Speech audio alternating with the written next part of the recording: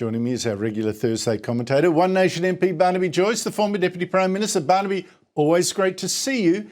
Should the Prime Minister have apologised to Grace Tame? Should have gone harder. She's not difficult, she's disgraceful. And some would say probably on the borderline of inciting the murder of a whole race of people. I mean, the Intifada is the struggle that infers the removal of the Jewish people. And if you're going to globalise it, and that's what Ms Tame was saying, then you're doing it in Australia. You're inspiring the murder of people in Australia. So I don't think difficult is too hard. I think disgraceful is probably where he should have gone. Outrageous.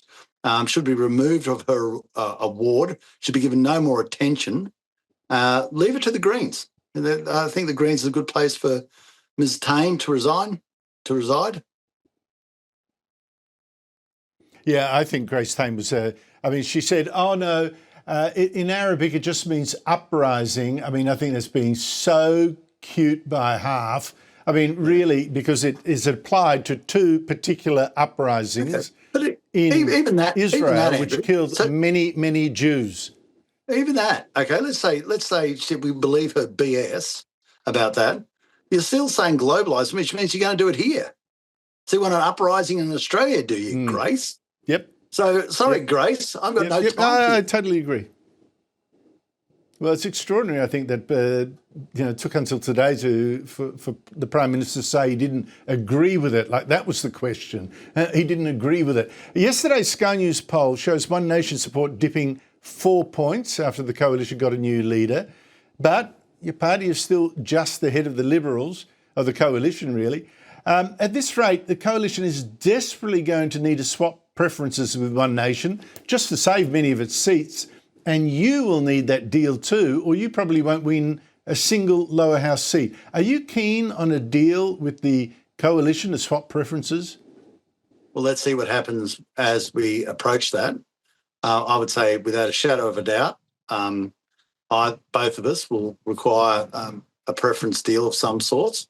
We're not looking for ministerial positions. We're looking for outcomes in policy.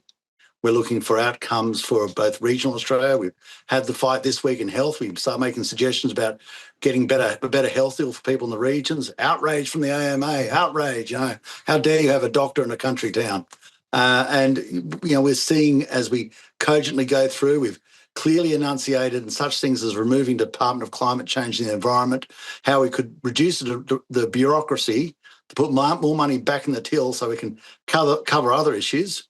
And we've heard, even the big conference, whether it's called the Access Conference, wherever it was, with Peter Costello and everybody this week, they all say they want better economic management and they've got to tighten the budget strings, but they never actually say how they're going to do it, which I find interesting as an accountant. If you didn't want fiscal prudence, what would you want? Fiscal imprudence. I mean, I don't think anybody vouches for that. There's got to be more of a fleshing out on their behalf of what their actual policies are. But nonetheless, we don't believe in socialism. We are the most right wing. We are happy to be conservative. We're not embarrassed about that. And if other people on the same political side want to talk with us, well, we're happy to talk with them. Well, you mentioned policies. I mean, One Nation says it wants income splitting for couples with at least one dependent child. So, so you got, if one parent stays at home, the income of the other is split between them both, meaning, of course, they'll pay less tax. That would obviously cost a fortune. How much? Well, I'm not going to, we're going to get all these things modelled as we come in.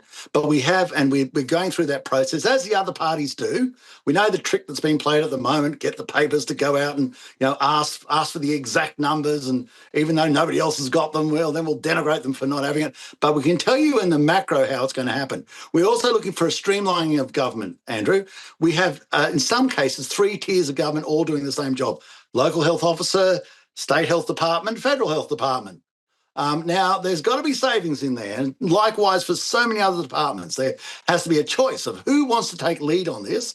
And then they take lead. They have the right to allocate that money around as they see fit, but they also have to raise the money for it as well. And if they don't want to do it, give it to the other tier that wishes to do it. But in that streamlining and then actually getting rid of departments, I've just mentioned one, climate change, the environment. I have heard nothing from either side about how they intend to make the savings, except on the Labor side, where they talk about new taxes, capital gains tax changes, which is basically backdoor death duties coming to a family near you. Well, as you say, promises have to be paid for. One way that you've suggested paying for yours is going to be a new royalty on gas production to raise about $10 to $13 billion a year. That money has got to come from some, the gas companies aren't going to dig into their savings for that. How much will that increase gas prices? Because they'll have to gouge that cash from somewhere. Well, there's also the capacity to offset this with opening up new gas fields. And I'm sure the mining companies that they have said they're very encouraged by that. The capacity, like for instance, in Victoria, there's an abundant amount of gas. It's just that they don't want to get hold of it. And there are other areas in so many states where we can increase the supply of gas. As we know, as we increase the supply, you put downward pressure on price. Yeah, but it's still, that's a lot of money from existing fields, I presume. I presume it isn't just new fields, a new production that's going to pay for it.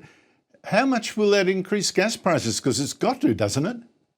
Well, obviously, if you want the exact amount, I think they were talking millicents on the modelling that they've done, but I won't be held to that. As we go forward, we're getting our economists on board, we're getting our costings on board, and we can have a more fulsome discussion. We're over 2 years away from the next election. I don't think we have to be coming out with these exact figures right now, but we have to, in the macro, say how we're going to pay for it. And we've given you examples of that, getting rid of sections of the department, streamlining government so we don't have duplication of outcomes, expediting the process of getting new approvals through. And that's not just for gas, for coal and for other resources, so we can get the money flowing into Australia. So in the macro, we're showing you how we do it. When we go down to the micro, when we go down to the dollars and cents, well, we've got the economists coming on board. We can do the modelling and we'll present it to you, Andrew, and we can no doubt we'll have other people run away and say how outrageous they are, even though they don't come up with any costings or any description in the macro of how they're going to do it. The Australian newspaper, Barnaby, says that you demanded Pauline Hanson stop the stunts like dressing in a hijab as a condition of you joining One Nation. What's the truth behind this report and the claims of your former colleagues about what you said? Did you discuss this with her? Please, no more stunts? What I love about this is there's obviously, and God bless them, I love them, but there's obviously an editorial direction at the Australian to try and help Angus Taylor out. I can understand that. And I'm not upset about that. But one after the other, we've had front pages of the Australian that have fascinated, have had more interest in One Nation than they've ever had. And you get the story of, do you think that? Is it true? You think? Look, no. My moving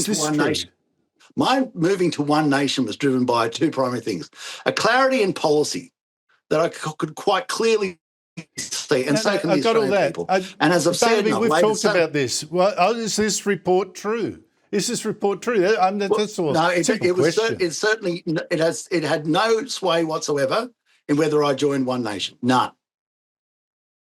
As I've said before, so you might have asked, but it doesn't. As I've said before, that okay. Pauline's decisions are Pauline. Speak for Pauline, and she's not there to speak for me, but that's where it is. All right. Sorry, you were breaking up there, Barnaby. I'm sorry to cut the conversation there, but thank you so much for your time.